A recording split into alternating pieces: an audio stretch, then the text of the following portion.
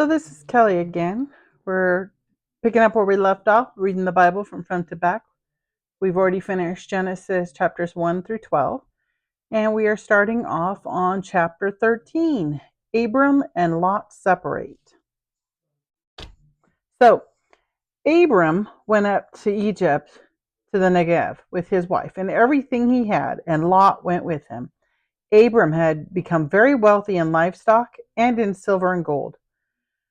From the Negev he went from place to place until he came to Bethel, to the place between Bethel and Ai, where his tent had been earlier, and where he had first built an altar, where Abram called on the name of the Lord.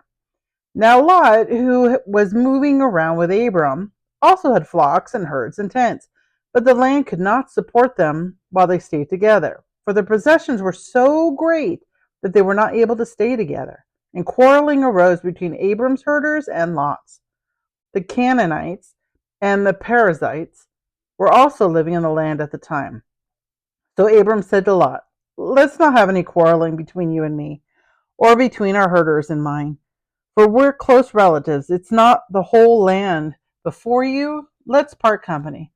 If you go to the left, I'll go to the right. If you go to the right, I'll go to the left."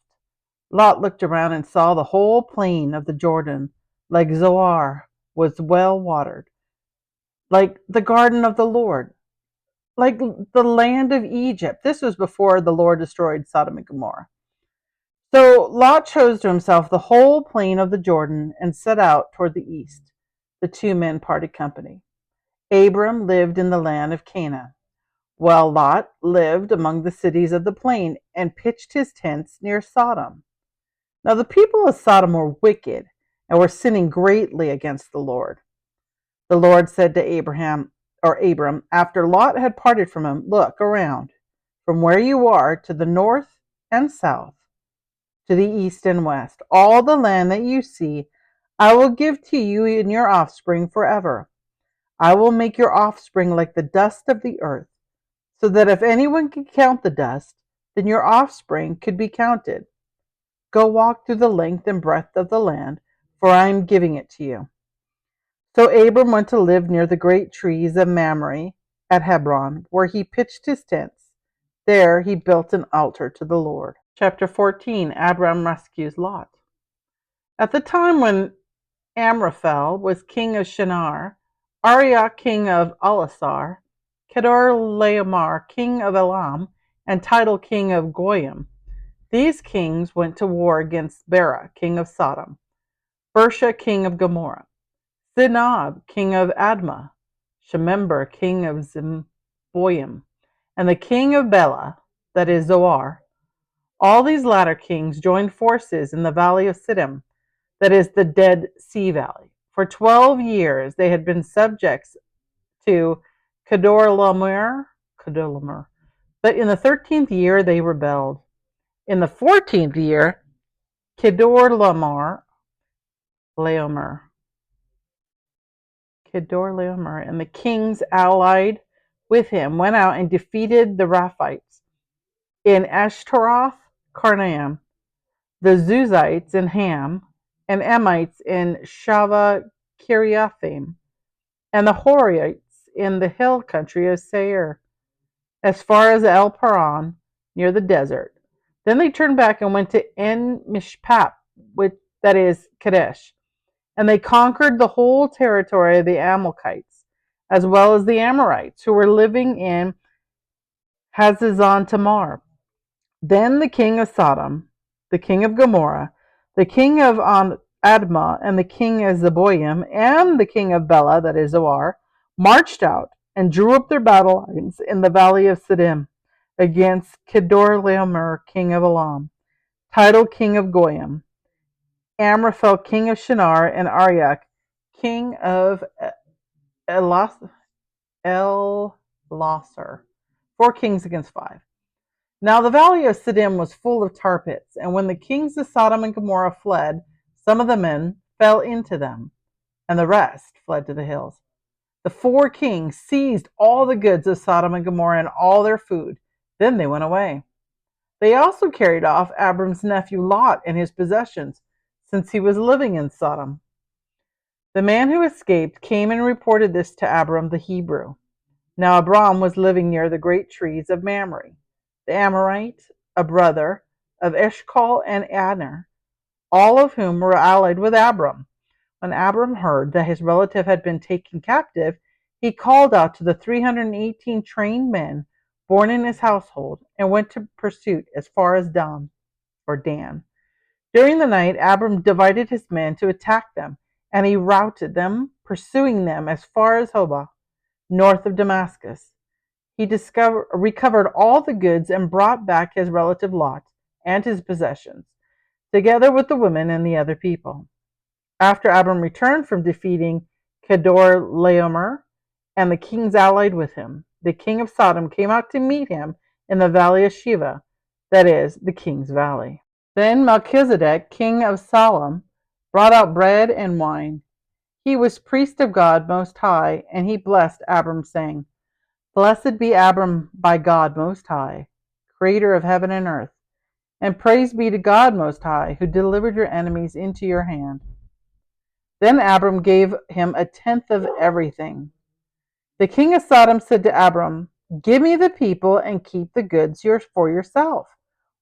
But Abram said to the king of Sodom, With raised hand I have sworn an oath to the Lord God Most High, creator of heaven and earth, that I will accept nothing belonging to you, not even a thread or the strap of a sandal, so that you may never be able to say, I made Abram rich. I will accept nothing but what my men have eaten, and the share that belongs to the men who went with me, to Aner, Eshcol, and Mamre. Let them have their share. The Lord's covenant with Abram. After this, the word of the Lord came to Abram in a vision. Don't be afraid, Abram. I am your shield, your very great reward. But Abram said, Sovereign Lord, what can you give me since I remain childless?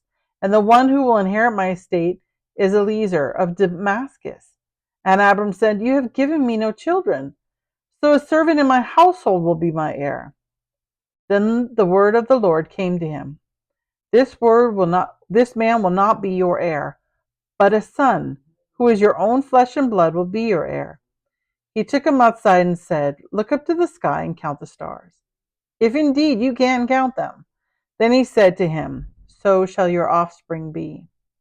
Abram believed the Lord, and he credited it to him as righteousness.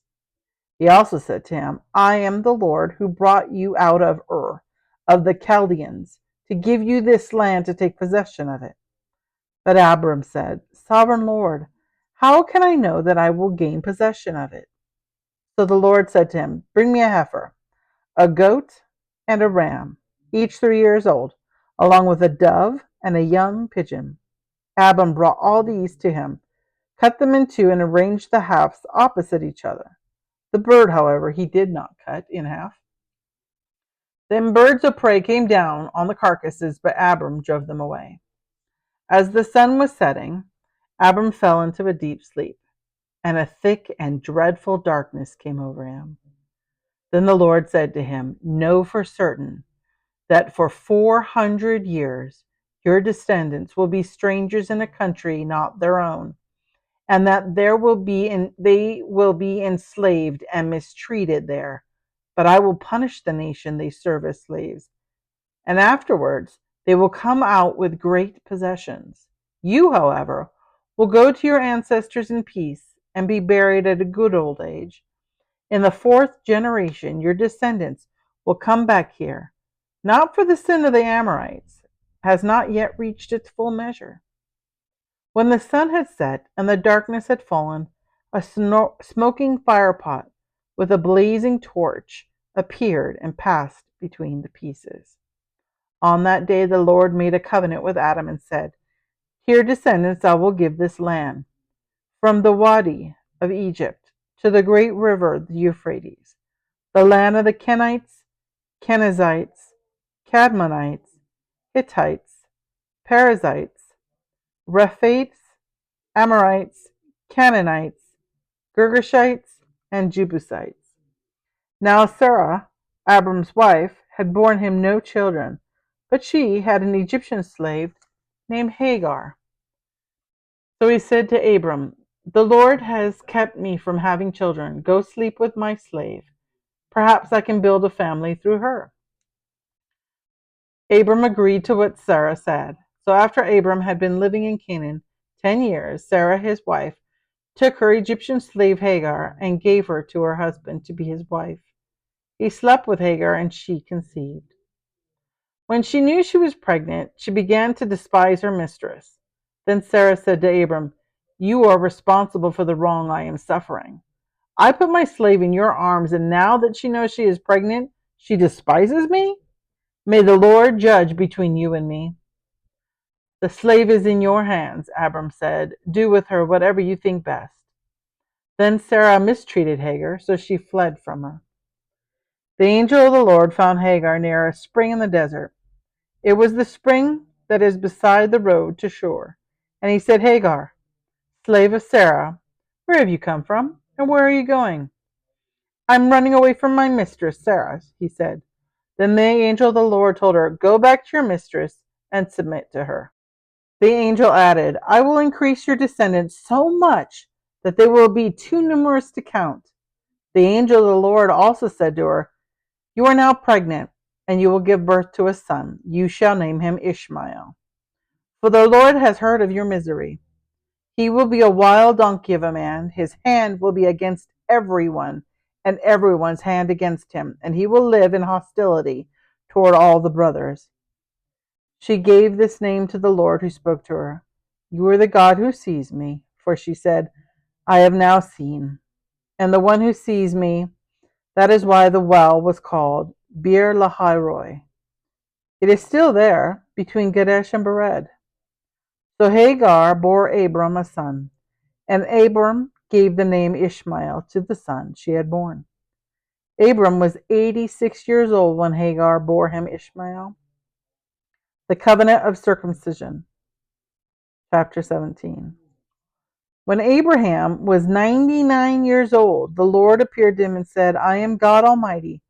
Walk with me faithfully and be blameless. Then I will make my covenant between me and you, and will greatly increase your numbers." Abraham fell face down, and God said to him, "As for me, this is my covenant with you. You will be the father of many nations. No longer will you be called Abram. Your name will be Abraham, for I have made you a father of many nations. I will make you very fruitful. I will take nations of you, and kings will come from you.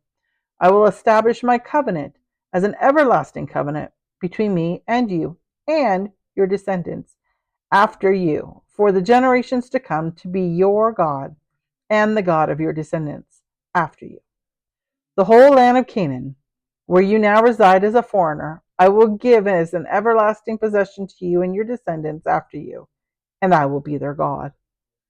Then God said to Abraham, "As for you, you must keep my covenant, you and your descendants after you, for the generations to come. This is my covenant with you and your descendants after you, the covenant you are to keep. Every male among you shall be circumcised. You are to undergo circumcision, and it will be the sign of the covenant between me and you. For the generations to come, every male among you who is 8 days old must be circumcised, including those born in your household or bought with money from a foreigner. Those who are not your offspring, whether born in your household or bought with your money, they must be circumcised. My covenant in your flesh is to be everlasting covenant. Any uncircumcised male who has not been circumcised in the flesh will be cut off from his people. He has broken my covenant." God also said to Abraham, "As for Sarah, your wife, you're no longer Sarai. You are no longer to call her Sarai. Her name will be Sarah. I will bless her and will surely give you a son by her. I will bless her so that she will be the mother of nations. Kings of people will come from her." Abraham fell face down. He laughed and said to himself, "Will a son be born to a man 100 years old? Will Sarah bear a child at the age of 90? And Abraham said to God, "If only Ishmael might live under your blessing." Then God said, "Yes, but your wife Sarah will bear you a son, and you will call him Isaac. I will establish my covenant with him as an everlasting covenant for his descendants after him. And as for Ishmael, I have heard you. I will surely bless him. I will make him fruitful and will greatly increase his numbers. He will be the father of 12 rulers, and I will make him the great nation into a great nation. But my covenant I will establish with Isaac, whom Sarah will bear to you this time next year. When he had finished speaking with Abraham, God went from him. On that very day, Abraham took his son Ishmael and all those born in his household or bought with his money, every male in his household, and circumcised them, as God told him.